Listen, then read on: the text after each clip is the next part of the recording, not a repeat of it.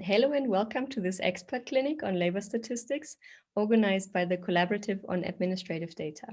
My name is Celia Emmel and I'm working as a consultant for the Collaborative, and I'll be guiding you through the event. The agenda consists of a set of presentations looking at the labor statistics based on administrative data from different countries and organizations' perspectives. This will be followed by an informal part, giving the participants an opportunity to exchange, ask questions, and discuss. Let me briefly take you through today's program before handing over the word to Vibeke Österreich-Nielsen, the Interregional Advisor for Capacity Development at UNSD, for an introduction of the expert clinic. So after the introduction by Vibeke, we'll be hearing from Edgardo Greising from the ILO, Linda Edhogella from the Namibian Statistical Agency, Vebjørn Olandslid from Statistics Norway, Pernille Stender from Statistics Denmark, Juan Sebastián Ordóñez Herrera from DANE Colombia, and Federico Segui from INE Uruguay. And we're very much looking forward to sharing this event with you. And with those words, I hand over to Vibeke. Thanks so much, Celia, and very happy to see you all here. Their audience who is listening in on this expert clinic, we are very pleased that you have decided to listen to us today, which is a part of the Collaborative on Use of Administrative Data for Statistical Purposes.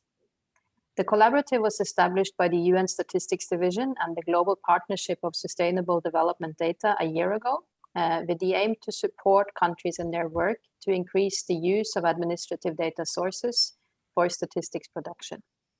Since then, over 20 countries and over 20 international organizations have joined the work, and we are now jointly sharing materials and learning experiences, making them available on the inventory of resources of the Collaborative. Where needs are identified, we are also working to develop new tools and guidance materials that can benefit both Collaborative members and the wider statistics community. This expert clinic is a new way for us to share experiences across countries and agencies, thematic areas, and at different stages of the process. The clinic of today will focus on labor statistics, and we are very much looking forward to hearing from Namibia, who was the country that initiated this exchange, as well as from Colombia, Denmark, Norway, and Uruguay, and the International Labour Organization. We hope you will enjoy this clinic, and please don't hesitate to reach out to us if you have any follow-up questions, if you want to join the Collaborative, or if you have proposals for other topics to cover in what we believe will be a series of expert clinics moving forward. Thank you. Thank you so much, Vibeke. Now the word goes to Namibia. Okay, I'm Linda Edhogella from Namibia Statistic Agency. I'm going to be as brief as possible, also just to maybe leave out 3 minutes for my seniors, just to add in on where I have missed something. This is just showing the outline of this presentation. So I'm first going to take you through the background of statistics and just about the labor force service in Namibia. And then after that, I will have to give a motivation as why we need to use data from registers, and also give you a bit of background on the main sources of data that we've identified so far, and then also give reasons as to why admin statistics for labor force are much needed right now in our country, and also just give you an information on the current cooperation that we have with the data providers when it comes to admin statistics, and then take you through also about what are we thinking about getting new data sources and our needs from this workshop or meeting. Okay, as can be seen, the Namibia Statistic Agency was established in 2011. We also included just a snapshot of the Act. So we are established under the Statistic Act 9 of 2011, and we are mandated to produce official statistics. So basically, we are the main producer of official statistics in Namibia. So before the Namibia Statistic Agency was established, data collection was centralized, and then this was the responsibility of Ministry of Labor to collect the labor force surveys. So Namibia Statistic Agency only started collecting labor force surveys from the year 2012. So up to now, what we have discovered is that Namibia has a rich source of administrative records that can be used for labor market statistics. And also that when we found out that we have so many sources, we thought of how do we even bring all these administrative records together.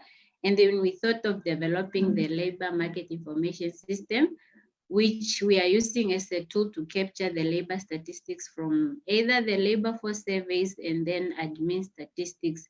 And this was done early 2019 with the assistance of ILO. So here is just a history of the labor force surveys in Namibia. So the first one was conducted just after our independence. That was in 1997. And then the second one was conducted in 2001. This now was conducted by what was then known as Central Bureau of Statistics based at the National Planning Commission. And then also the third one was also done in 2011, which was basically just a module inserted in the 2011 census. And then now from the 4th to the 8th labor force surveys were conducted by Namibia Statistic Agency, and that is like from 2012 to 2018. So now if you look at this history, the last labor force survey was done in 2018, meaning 2019, the year 2020, there was no labor force survey conducted. So we're anticipating in conducting the census by 2021. That's why we are highlighting there that we have included a labor module in the 2021 census, just to make up for the years that we did not conduct the labor force survey.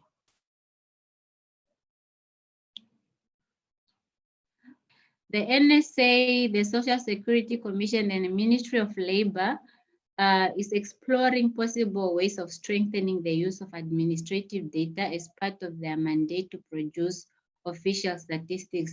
Like I mentioned before, we haven't been conducting labor force surveys on a regular basis as anticipated. So the three institutions took it upon themselves now to look at what other possible ways can we use to make use of administrative data just to make up in the absence of the labor force survey. So one of the key priorities is to see how the different administrative systems can be integrated to feed one central system that can be accessed for regular labor statistics. Also, the system will enable data users to have access to important socioeconomic indicators, including the key decent labor force indicators. So why do we want to use admin data when we are looking now at the labor-related statistics? Household-based surveys are now costly. So as mentioned before, Namibia used to conduct the labor force surveys every 5 years. So now after the NSA was established, Cabinet then tasked NSA to conduct an annual labor force survey. But due to limited funding, NSA has so far conducted the labor force annually just from 2012 up to 2014. So thereafter, the labor force was conducted every 2 years until 2018. Since then, there was no labor force conducted, which means that looking at the current global pandemics and financial situations, we might be forced to go back to the old system of conducting the labor force every 5 years. So since Namibia has institutions that by law collects administrative that can be used to produce labor force statistics, we then thought of like, in the absence of the regular labor force survey, there's a need to use this administrative data for timely labor force indicators in order to keep track of changes in the labor market. So they may not necessarily give us what the normal labor force would give, but we feel that it will make up for the statistics that we would expect if we had to conduct a labor force survey. So we just want to know more how do we handle administrative records, or how do we make sense of the current administrative records to produce labor force indicators. So our current data sources, I've highlighted the first two institutions because we feel they are the key role players when it comes to these administrative records, which is Ministry of Labor, Employment Creation and Industrial Relations, and also Social Security Commission.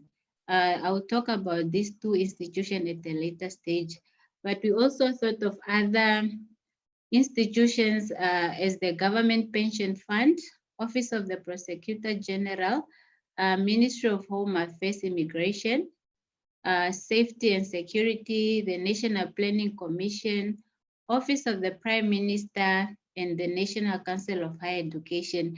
So we have already we had an assessment or a feasibility study that was conducted in 2014. This was just to look at different institutions that we have in Namibia as to what type of data do they have in relation to the labor market.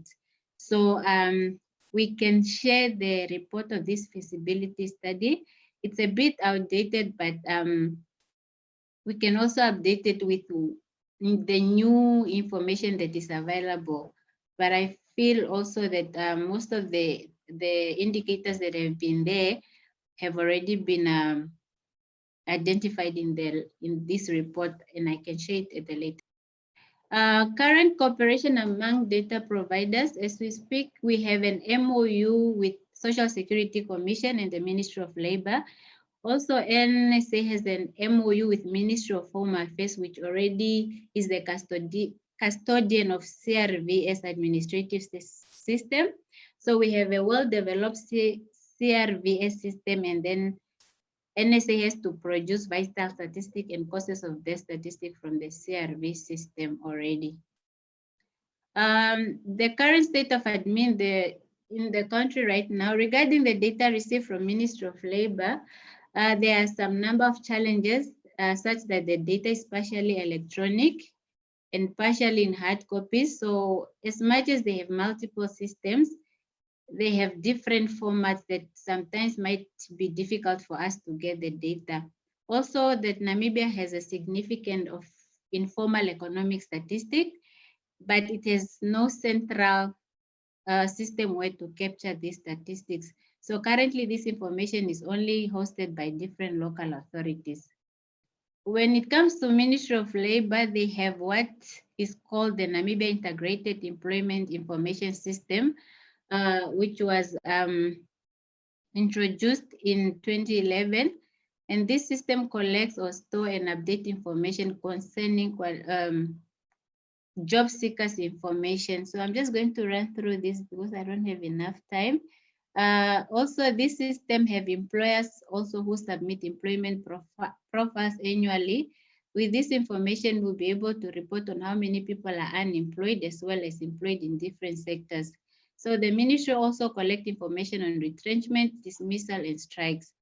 Also information on occupational safety and health inspection conducted per industry. The ministry also, through the Office of the Employment Equity, also collect information on affirmative action. Another key role player in the admin statistics is the Social Security Commission that was established also by an Act of Parliament and has it keeps data on employers and employees, employee work history, types of employment and occupation, salary information, industry classes, and type of businesses. So some of the challenges that they have indicated is that it's low quality, and then there's no integration with the custodian of the National Population Register, and then there's no uniformity to international standards or occupation and industry classification. So what we use in the labor force is not necessarily what they use, and this is something that we need to align together. On the bright side, the Social Security has commenced with the replacement of its legacy system, and a data cleaning exercise is underway to address some of these data issues. So the main questions and what we need from this meeting is Namibia wants to learn from other countries and partners how to use administrative data to produce labor statistics in Namibia, and also what is required from an administration perspective. What is it that we need to have in place before we can embark on this journey? And also we are interested in hearing more about new approaches such as the Scandinavian model and what it entails. And also, how do we make the labor market information system user-friendly? Because the last time we shared it with some few stakeholders, they have registered their worry with regards to the interface. So they feel that it's not user-friendly. So even if we are too populated with the necessary data, how do we make it more user-friendly to the general public? And also, is there perhaps anyone that can assist the NSA going forward with regard to this, with regard to the admin statistics in labor force? So basically, if maybe Mr. Shidake has something to add, or Mr. Muya. Thank you so much, Linda. I would say we take the questions and everything afterwards in the informal part, and I'm passing over to the next one, if that is okay. There would be Edgardo Greising from the ILO with his presentation. As I already mentioned, I am Edgardo Greising from the International Labour Organization, the Department of Statistics in headquarters in Geneva. The idea is to briefly tell you about an assistance we are providing in the framework of the LMIS projects. In the ILO, we have an assistance to constituents consisting on helping a member country, an agency in the member country, to implement labor market information system. Namibia was one of our constituents making use of this assistance back in 2018, 19. And since then, we have had several other experiences. And recently, we are adding this new component or new activity to our project. Briefly, to explain you what a labor market information system is for the ILO. It is a project consisting on 4 components. Component number 1 is the data, of course. We cannot have an LMIS without data, and in particular, we're talking about labor statistical data, which can come from different sources, typically household surveys, also staff level survey, and of course, administrative records. Component number 2 is a data warehouse to store and disseminate the indicators produced with this data in a central repository that can be accessed by different users, different stakeholders of the system, and also by analysts and decision makers. And this put me in the 3rd component of the LMIS, that is the analytical capacity and tools for making analysis of this information.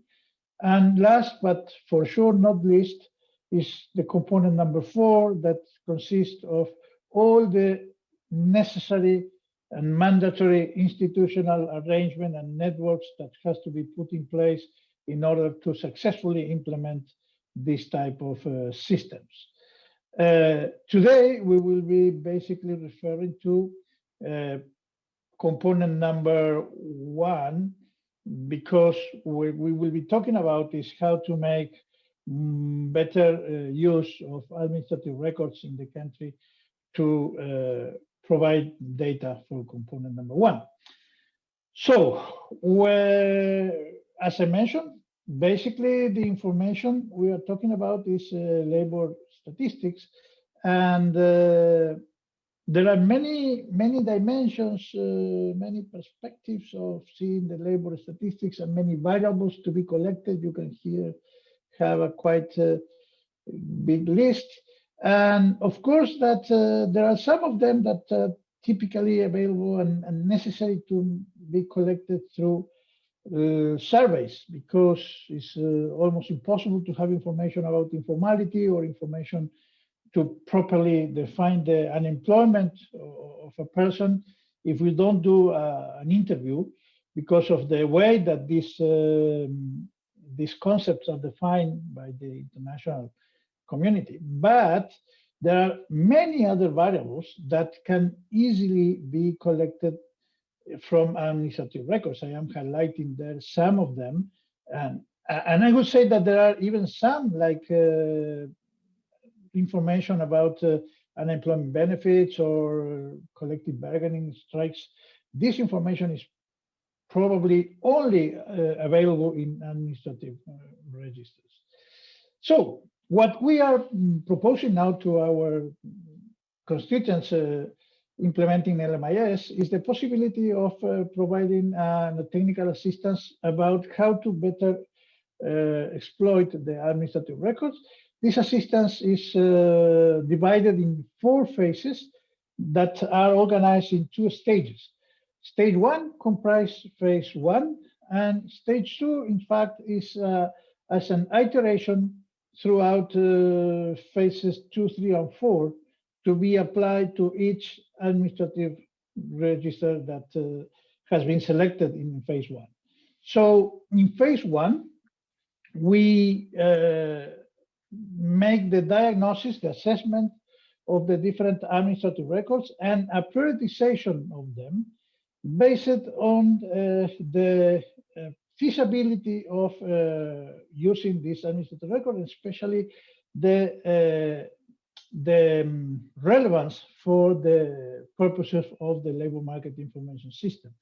Some characteristics of the way that we are proposing this implementation that I want to highlight is, first of all, this is a pandemic-ready approach, because we have split these phases into 2 sets of activities, some of them that we call design and coordination, and others that we call implementation activities. And the reason for that was mainly because we realized that for the proper assessment of administrative records, it's very important the closeness of the person doing the work to the data sources. And with the situation today, it's not always possible that maybe a senior consultant or any of us in the staff can travel to the country.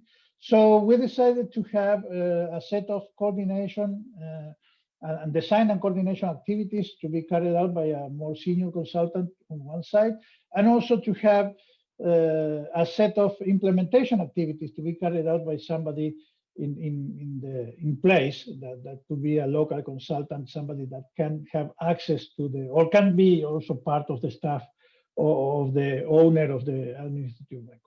So basically, and to go fast, because I don't want Karen to start making signals, what we do in this phase 1 is a set of activities lending to provide tools for the implementation, for the implementer, on how to collect information about the administrative records that could then be used. So this is systematized information about the administrative record that can then be used by the coordinator to make a diagnosis of each of these administrative registers and define a prioritization of the list of administrative registers that are candidates to be improved, in order to be able to prioritize those that are more relevant for the purposes of the LMIS. In stage 2, we start applying for each prioritized administrative register the 3 phases, 2.1, 2.2, and 2.3. in a way that we can start having results quickly. And the criteria of prioritization is to create work packages that are independent each other, can be run even in parallel if you have the results to do so. But the most important thing is to generate results quickly based on the most relevant or the most feasible. I mean, I like always to take into account the long-hanging fruits and try to get quickly results when possible. And then the phase 2.2, you will see now, we'll develop the actual tools for the implementation of the improvement. So phase 2.1 is basically to elaborate the plan specifically now for the first of the work packages, or for each of the work packages. And the implementer will have to discuss this plan with the owner in order to receive some feedback and systematize the systems. Phase 2.2, and here there is another characteristics that I want to highlight. We have decided to have an holistic approach in this assistance because we know that in terms of improving administrative registers, there are sometimes a lot of possibilities from the technical point of view, but then it's not always easy to implement this in at least not in a fast way, in a quick implementation.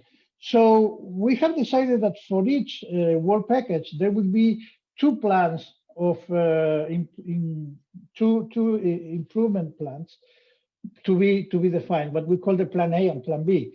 So the plan A is what is the best of the options that will develop a harmonization of concepts and classifiers that is being used in the administrative record and suggest all the necessary changes from the basis of how the administrative record is being collected and used. But in case that this cannot be quickly implemented, we also propose a plan B that consists in try to use the administrative record as is for statistical purposes, if possible, and as much as possible. So basically, the idea is that in this case, instead of proposing to make changes directly on the administrative record, the idea is to propose correlation tables or other tools that could allow to use the administrative record as they are. The last phase for each of these working packages is to implement at least a pilot project, a proof of concept, because the idea is that we want then the agency and the owner to work alone. Our role there is to provide assistance on how to do the things, but not to implement the things. So nevertheless, the idea is to start with a pilot project for the implementation of the improvements, either in the plan A or plan B, whichever has been accepted by the owner of the administrative registers. That's all. I hope that I did not took too much, and thank you for the opportunity. Thank you so much, Edgardo, and we're looking forward to discuss later on. Next, I would like to welcome Vebjørn Ålandsli from Norway to give the presentation. Thank you, Silja. My name is Vebjørn Ålandsli, and I work in the Division for Labor for International Development Corporation in Statistics Norway, but I've been working with labor statistics in Statistics Norway for quite some time. I've been in Statistics Norway for almost 20 years now, so I've had some experience in producing and working with administrative register data. When I start now, I want to start with and spend some time on what we can call the general infrastructure of the Norwegian system. The presentation that I give here today could equally be given by a colleague from Denmark or from Finland or from Sweden, as all the Nordic countries have more or less similar systems in this respect. So the presentations could be given by any of my colleagues because the basic, what we call infrastructure, is the same. It has been started and developed at different times, but now when we are in 2021, I think we are more or less on the same level, all of these four Nordic countries. And the production of Norwegian statistics, it's more and more based on the use of administrative registers. And I will say a little bit more about what is at the core of this system, which is the computerized central population register. The Central Population Register was established in 1964. At the time, it was based on a population and housing census that we had in Norway in 1960, and a unique 11-digit personal identification number was introduced when the system was established and centralized in 1964. And from that time, this has been kind of the foundation for all statistics based on persons in Norway. And it's not only been kind of secluded only to persons, but it's also spread to statistics on companies and use of real property, as we have business registers that has covered all kind of legal entities in Norway, and property and we have an address register that is also kind of a part of this general statistical infrastructure. The population register, the address register, and the business register. These three core registers are kind of central for the production of all the statistics that we have in Statistics Norway. So we still have sample surveys, and we produce a quarterly labor force survey that we provide numbers for. But this is a survey that gives additional data for as compared to what we get from the administrative registers. But it's also, to a very much degree, it's based on the registers. As we use the labor force survey, when we draw the sample for the labor force survey, we draw this sample from the population register or a copy of the population register. And I'll come a little bit back to that. So the surveys and the registers, they work hand in hand. And lastly, on this point, the traditional population housing censuses are not conducted anymore.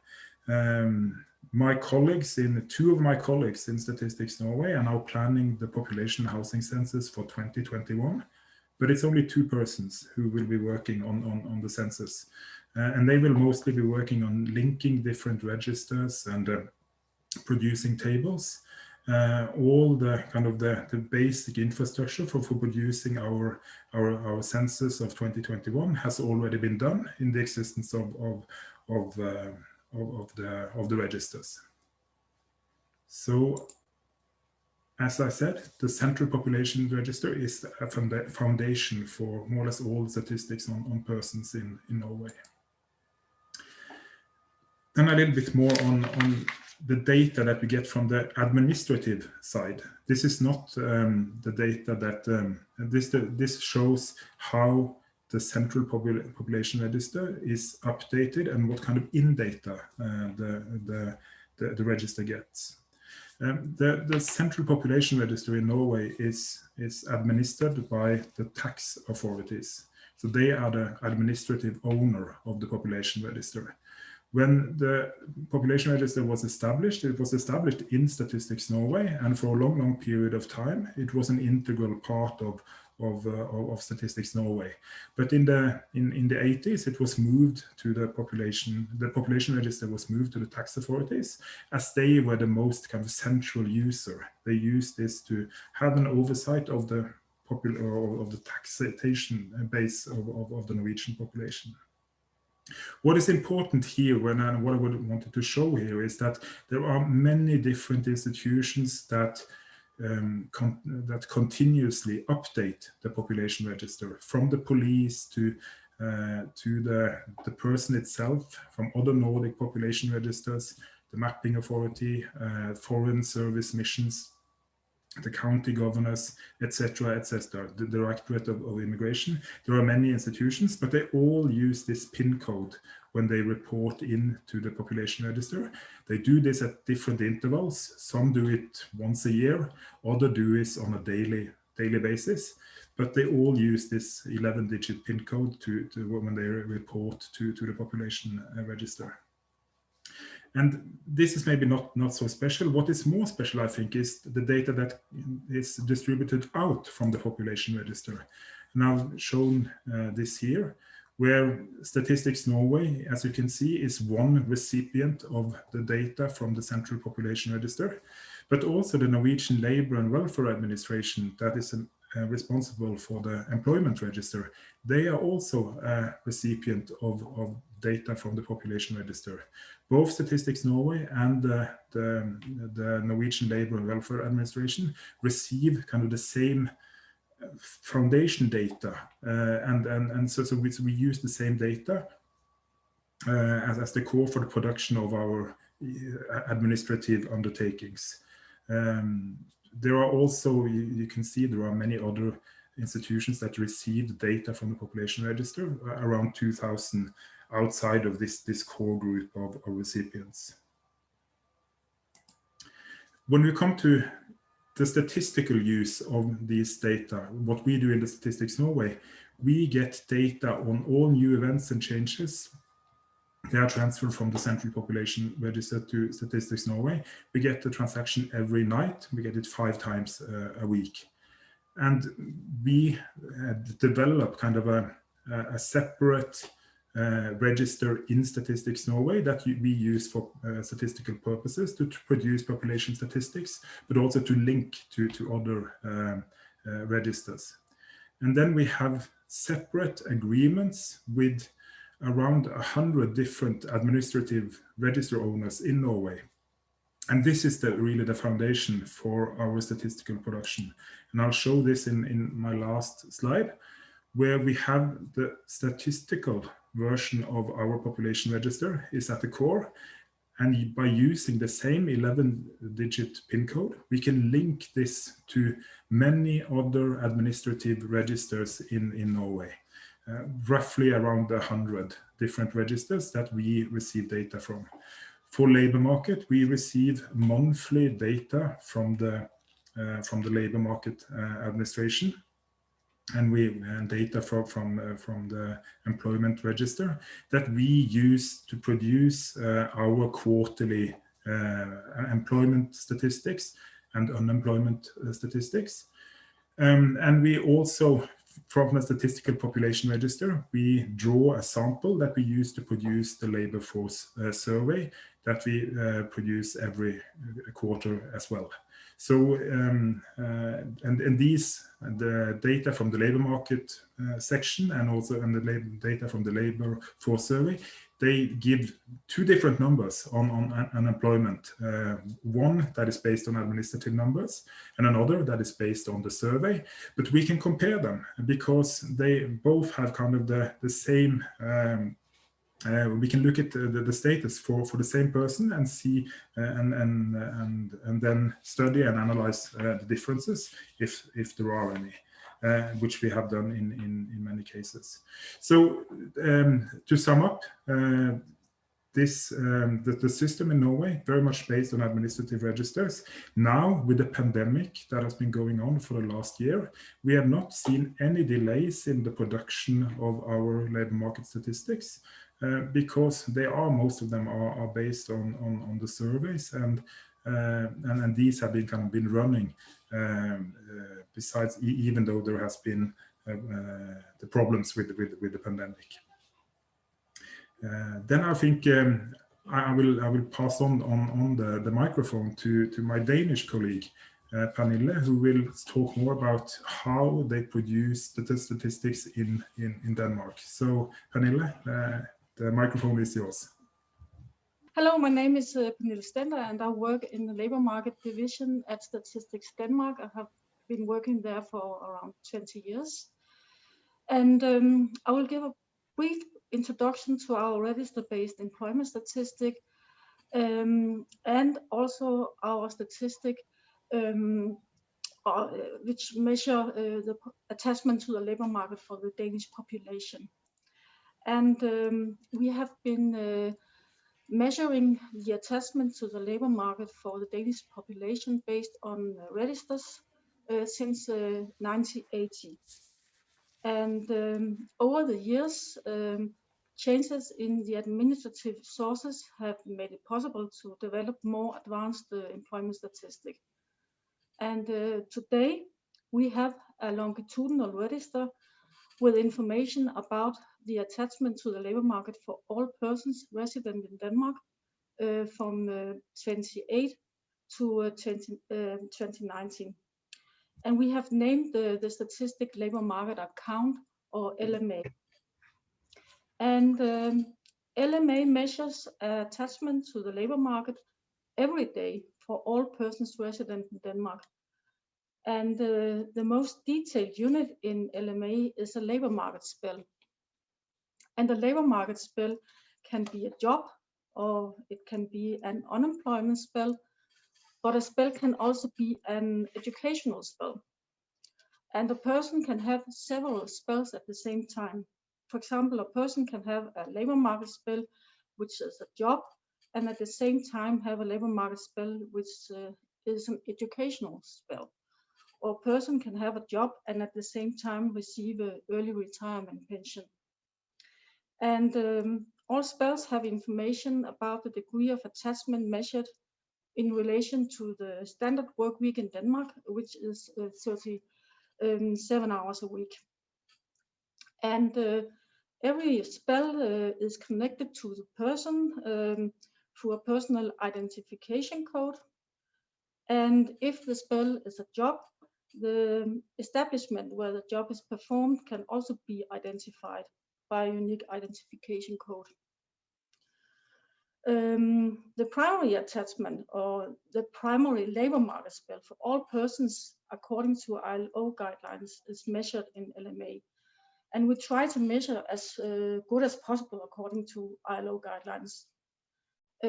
Generally, we have good information about our spend in the different activities. And therefore, we have good possibilities to prioritize between the activities. Therefore, it is possible for us to subdivide the Danish population into employed persons, that could be self-employed persons, assisting spouses or employees, unemployed persons, and persons outside the labor force. That could be students, pensioners, persons receiving public benefits, and other groups. LMA is a very integrated register based on information from a huge amount of data sources at personal level. And the system is entirely based on statistical registers, which are based on administrative data sources. And the source data for LMA was developed over a long time period. And we found out that well-developed registers with source data are essential to be able to develop integrated statistical registers. And this overhead shows the most important data sources for LMA. We use information about persons receiving public benefits. That could be unemployment benefit, data for self-employed and assisting spouses, persons enrolled in education, persons receiving old age pension, and persons who are temporarily absent from the labor market. And a very important data source in LMA is e-income. And e-income has information about jobs for employees, all employees in Denmark. And this data source is also the most recently developed of the data sources for LMA. The e-income register was completed for statistical use in 2011. So it is 10 years ago we had this register established. And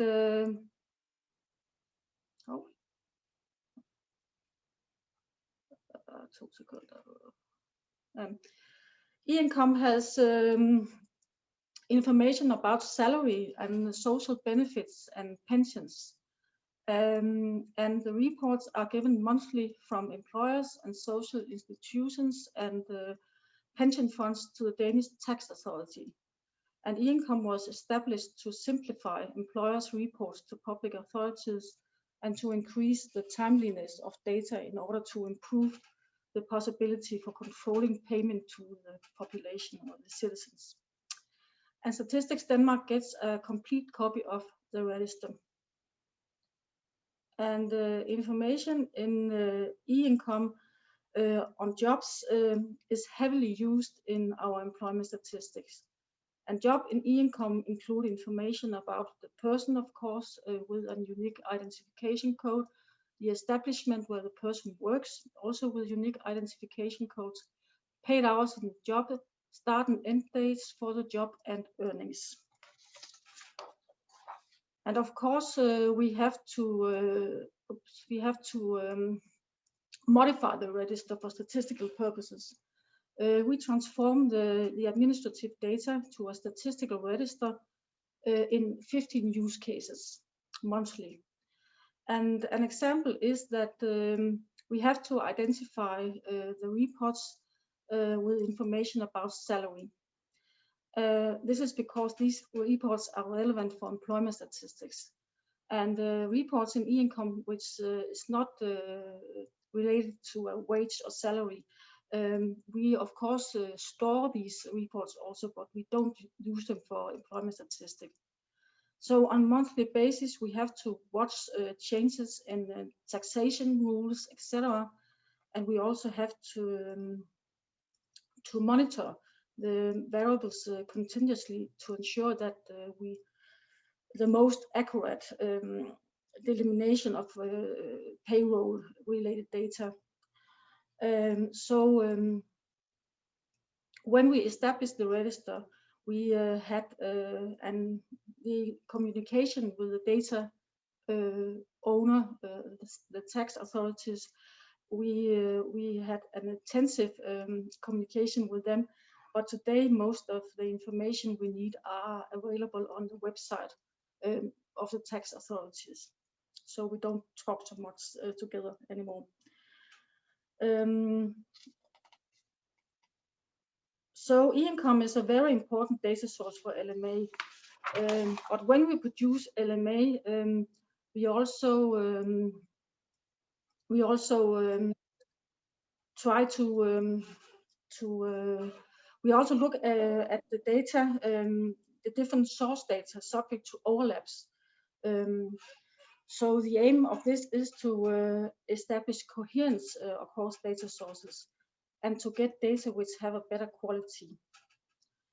And in doing so, some of the processes we are performing, we sometimes move start and end dates, or we can delete labor market spells or change labor market spells, change the number of hours in them, or we can impute labor market spells.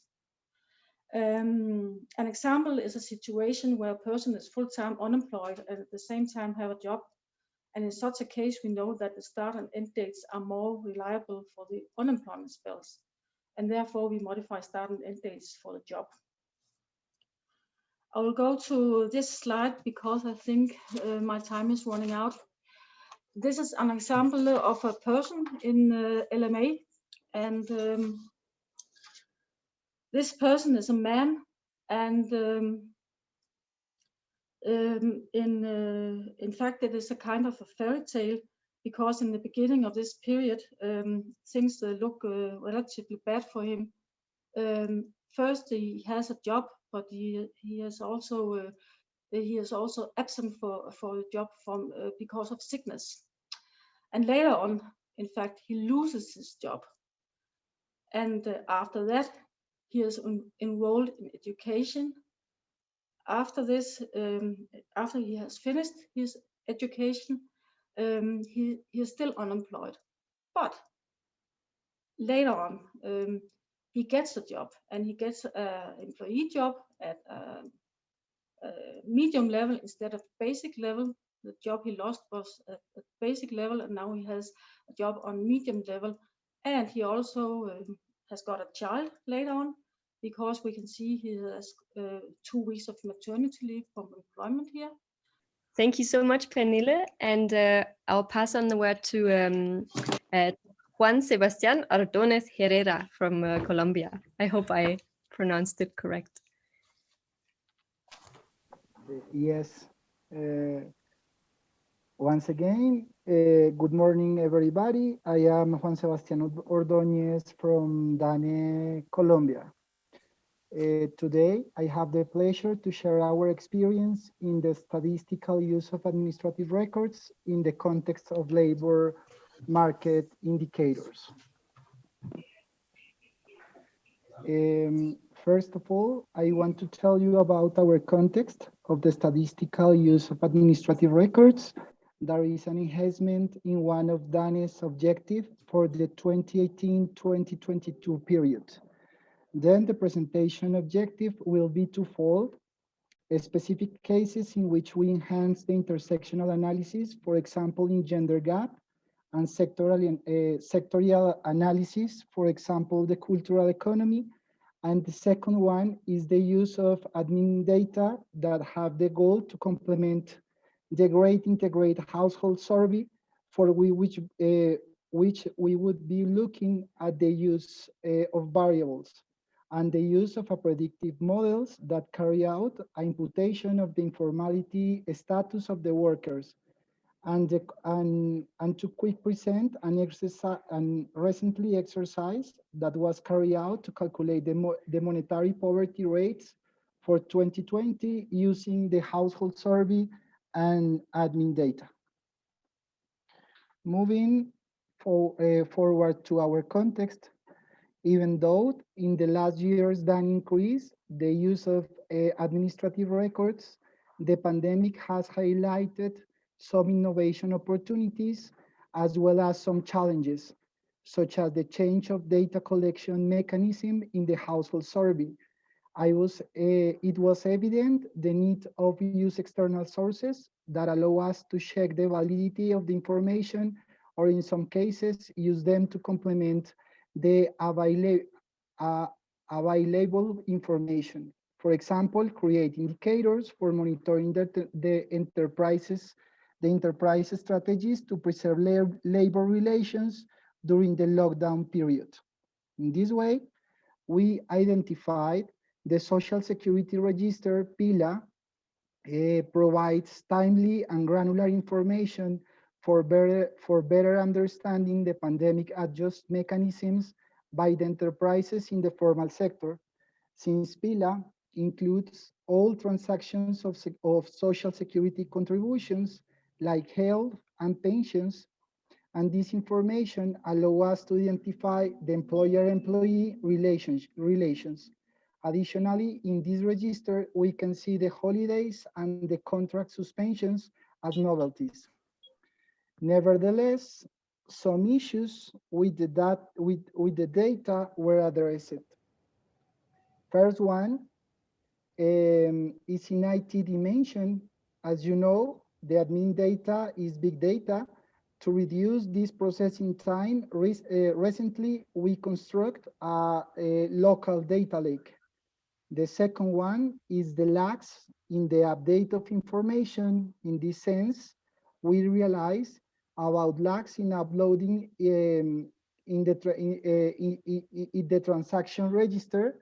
To overcome this issue, we calculate some indicators and ratios that remain almost invariant after the information was updated. Next issue is about the linkage of the data sets. And our context is that the personal identification number is not mandatory for respondents in the household survey. Thus, it is troublesome to match household survey known as HIH and PILA. To increase this matching rate, we explore record linkage method where no perfect integration key exists, by using variables such as names, surnames, and birth dates with a reference table like the population register. In addition, in Colombia, we don't have a unique ID number. For example, before 18, we have an ID card, and it changed with the majority of age turning into the Cédula de Ciudadanía. Finally, the harmonization and the definition of the statistical units is challenging. In this aspect, we harmonize the information units using the universe of employees of the household survey and identify that the pillar register excludes special regimens of social security, such as district school teachers and informal employees without social security payments. As I mentioned before, the statistical use of the admin data provides timely and granular information. First, we present new indicators to characterize dynamics after the lockdown and additional indicators that describe the population in the register. Here we present the results of ratios about holidays and contract suspensions for better understanding the pandemic adjust mechanisms by the enterprises in the formal sector. You can see in this graph, we can see the ratio between the use of these events, holidays and suspension contracts in 2020 compared to their value in 2019, controlling by the size of the market in each year. It shows how the enterprises in Colombia increased the use of vacations and the contract suspensions at the beginning of the lockdown. The results suggest that during March, the intensity use of vacation reached its maximum, while the highest value of the suspension of the contract was reached on April of 2020. Additionally, to have new perspective on phenomena such as gender gaps in labor market and sectorial deep dives, like creative industries, thanks to the granularity of the administrative records, we can do some exercises. For example, in these maps, we can see, for example, the use of admin data allow us to have geographical disaggregations for different categories in cultural economy, complementing the information of the household service. For example, in these maps, we can see how the workers in the functional creation category are concentrated in the central region, in the Colombian central region, while arts and cultural heritage is atomized in the Amazonian region and areas with ethnic prevalence. Also, in the regular publication, we use this statistical register also allow us to have disaggregation by economic sector, age, sex in the formal sector, showing that, for example, in this table, you can see in the information and communication sector, there is a low participation of the oldest people. Okay, the second part is moving on. The second part, we show a machine learning exercise and codec imputation using admin data and the household survey. As I mentioned before, the pandemic led DANI to change the data collection mechanism, going from face-to-face collection method to a computer-assisted telephone interviewing survey, which imply a reduction in the household survey questionnaire. One of the consequences of that change was the unfeasibility for calculating the informal rate, which in Colombia is higher than 40%. In this exercise, our goal was to estimate the informality worker status at micro level using a predictive model that includes the match between the admin data and the household survey as a variable. In a descriptive sense, we found that the match variable between the Social Security record and the survey provide us a high probability of formal status, and the no match informal status. For this, we use a machine learning classification model, random forest, was constructed to predict the status of the person. We also take into account additional variables such as sex, age, economic activity. The results show that the match variable was within the top 10 of the classificatory variables. Also, we found asymmetric confusion matrix, and the precision recall and F1 scores are greater than 0.8. This allows us to preserve and reconstruct for March and April, month in which questions such as size of the enterprise were not included in the questionnaire. In the second exercise, we were tasked to evaluate the possibility of using admin data for a codec imputation of household income sources, specifically pensions and government allowances. The reason to do this was because during the period between March and July, these questions are not included in the questionnaires. Although an auxiliary income recovery module for data of the period between March and July was carried out on December, we found under coverage and precision biases in the responses observed in this recall operation, possibly explained by memory biases. For this, we use the pension, that is a module of the Social Security admin data, and use government allowances programs registers and the household service as our sources to improve the income sources that were used to calculate the poverty and inequality rates for 2020.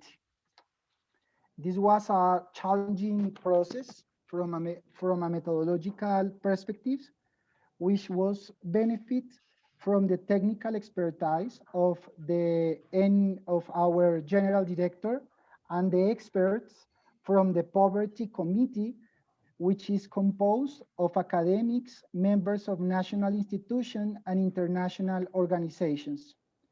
The committee examined these exercises, and 2 weeks ago, they approved the publication of the results as official monetary poverty and inequality rates. Acknowledging the limited time today, I will happy to share this experience in a more detailed way in a forthcoming occasion. Thank you very much, and I look forward to your comments and questions. Thank you so much, Juan.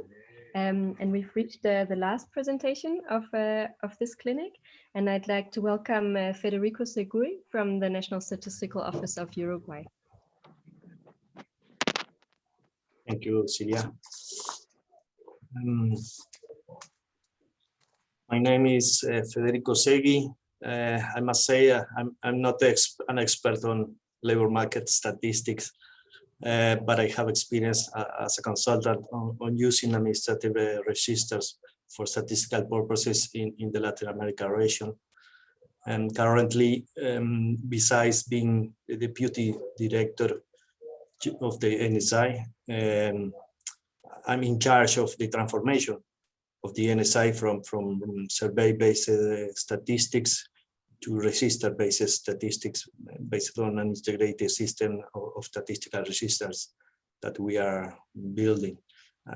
I will tell you that our experience on using administrative data to produce some experimental labor market statistics.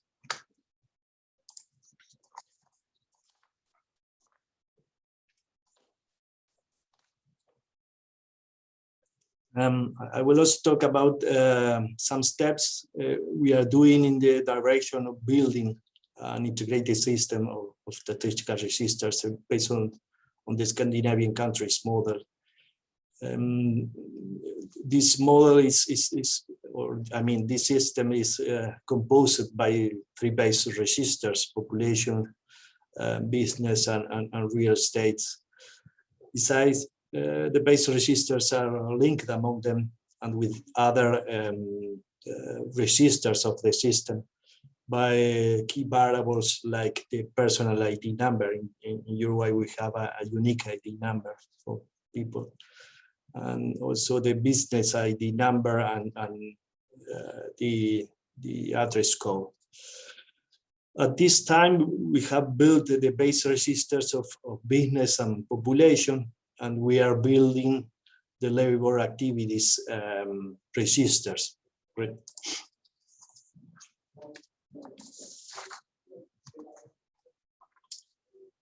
The business register was built many years ago, and since 1998, the NSI has not conducted traditional business censuses anymore. Rather, business censuses are register-based since that time. We have built the statistical register of population based on the administrative data from CIAS, an information system on social area, built and known by the Ministry of Social Development. This system has about 4.5 million of records of people, taking into account that the population of Uruguay is 3.5 million. I will talk about this system in the next slide. The NSI is also working on the wages and labor activities registers, especially for the wages and salaries surveys, but also for other 3 or 4 surveys, including household surveys like the labor force survey. And we currently are receiving data of public sector from the Ministry of Finance, and we receive data of private sector from the Ministry of Labor and from the Social Security Authority. In all cases, the administrative data we agreed is at a microdata level with national ID numbers to identify each person, and with a business ID number to identify each company where each person works.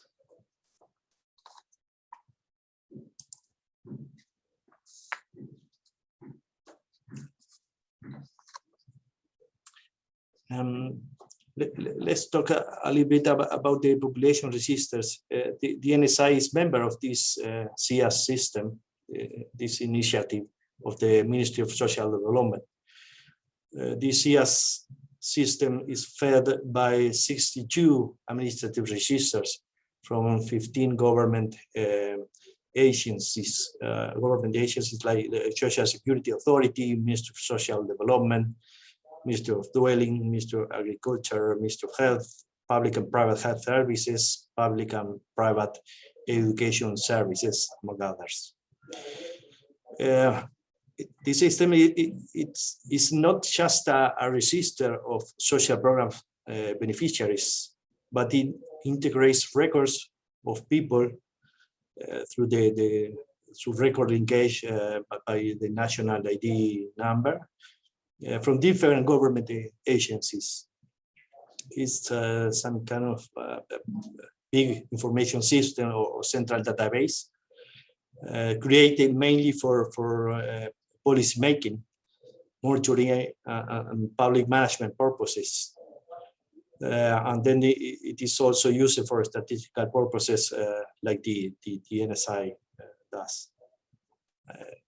So the information is sent on a regular basis to the NSI to update our population register, statistical population register. So this CIAS system is some kind of central population register, but we know we have to improve that system, and we are working with other institutions to transform this CIAS into a central population register. But at this time, it's a very, very important data source. I mean, it's our main data source for population. Okay.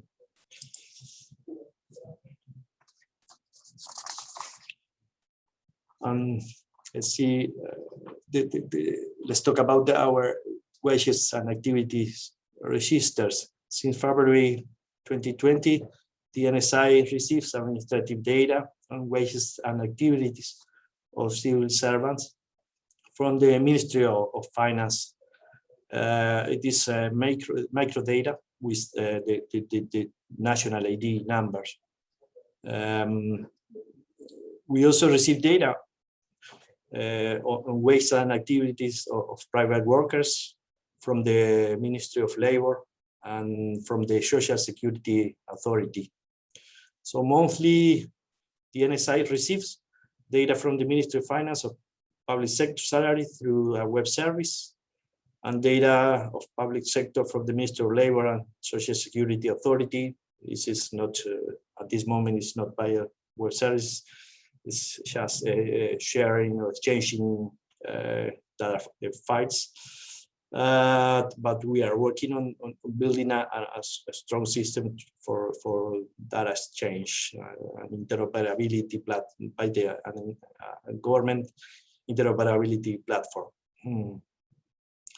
Data transformation and quality checks processes are run by the NSI to transform administrative registers and administrative variables into statistical ones. Also, the national ID number is replaced by a statistical ID during these processes.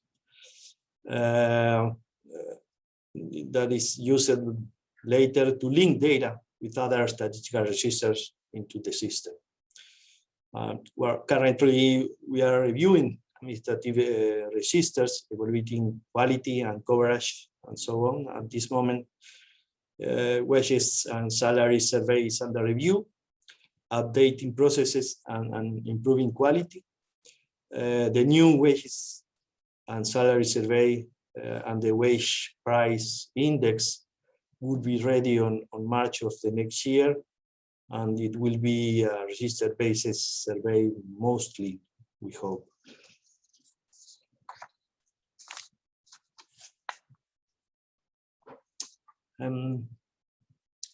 Let's see the current status of our transformation process. As I mentioned it, we see data with the national ID number and the business ID numbers to identify people and companies. For the private sector, we see data from two main admin sources, the Ministry of Labor and Social Security Authority, and other minor sources. In the case of the public sector, we have found 50 administrative sources, total of 432 databases or files of administrative registers. Currently, the NSI have received 52% of all available administrative registers, but we already have the 87% of the public sector workers and the 99% of the private sector workers.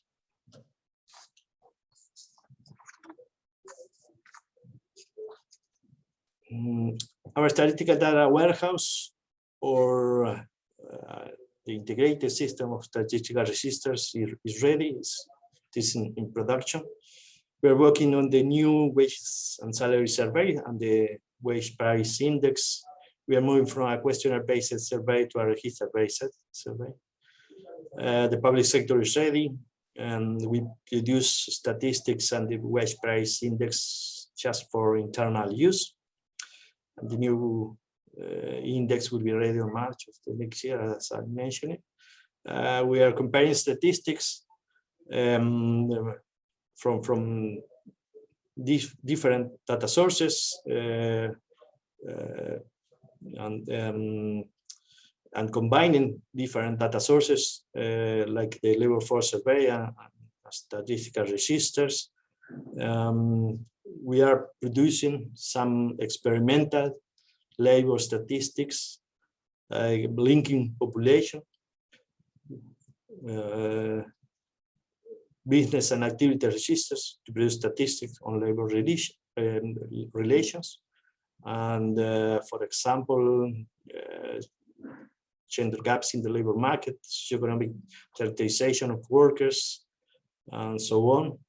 Also, the panel data analysis on labor market transitions, change of jobs, among others.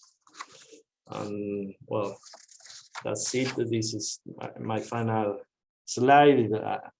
I don't expect that you read all of this information. That just we can skip that. Thank you. Thank you so much, Federico. And with this, we've reached the end of the formal part of this expert clinic. And on behalf of the Collaborative on Administrative Data, a big thank you to all the speakers for the great presentations that provided us with a lot of useful and insightful input to think about and continue discussing. Yeah, especially during the informal part that follows now, but also later on. For the audience that listens to the recording later, thank you so much for taking the time. And feel free to explore more and similar materials on our inventory of resources that you can find on the Collaborative homepage. And also feel free to contact us if you have any other ideas for expert clinics. And yeah, with that, I want to again thank everybody one more time. And we look forward to more clinics with, yes, all of you.